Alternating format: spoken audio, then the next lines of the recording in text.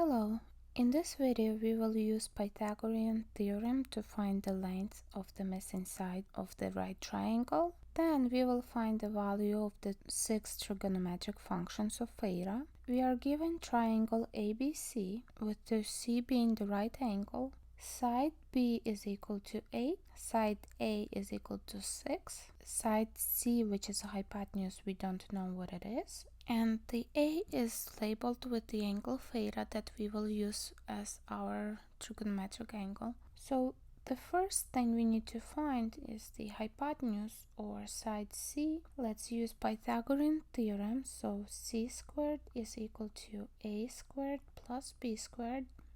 So we get C squared is equal to A is 6 to the second plus B is 8 to the second. So we get C squared is equal to 6 squared is 36 plus 8 squared is 64.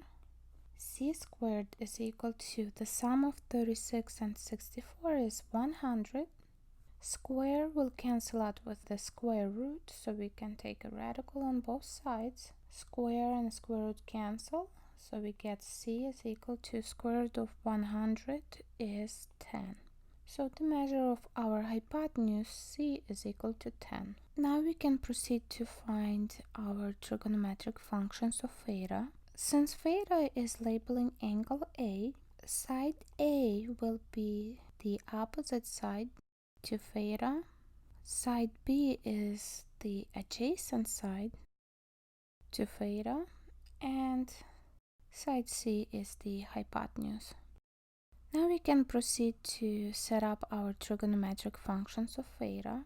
Sine of theta is the ratio of opposite side to the hypotenuse, and opposite side to theta is A, which is equal to 6. Hypotenuse is C, which is equal to 10. So sine of theta is 6 out of 10. Both of these are even numbers, so we can reduce 6 out of 10 by 2. So divide numerator and denominator by 2. And we get sine of theta is equal to 6 divided by 2 is equal to 3.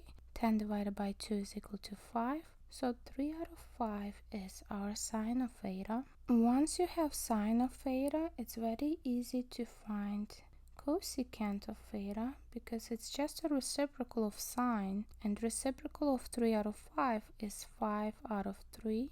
So cosecant of theta is equal to 5 out of 3. Cosine of theta is the ratio of the adjacent side to the angle to the hypotenuse. The adjacent side to angle theta is side B, which is equal to 8. Hypotenuse is equal to 10. So 8 divided by 10 is our cosine of theta. Both of these are even numbers, so we can reduce by 2. So we get cosine of theta is equal to 8 divided by 2 is 4.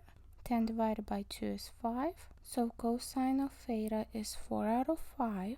Once you have cosine of theta, it's very easy to find secant of theta, which is just a reciprocal of cosine. So reciprocal of 4 out of 5 is 5 out of 4. So our secant of theta is equal to 5 out of 4. Tangent of theta is the ratio of the opposite side to the angle to the adjacent side to the angle, and the opposite side to the angle theta is A, which is equal to 6, and adjacent side to the theta is B, which is equal to 8.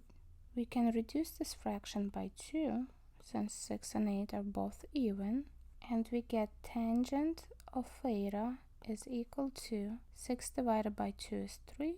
8 divided by 2 is 4. So 3 out of 4 is tangent of theta.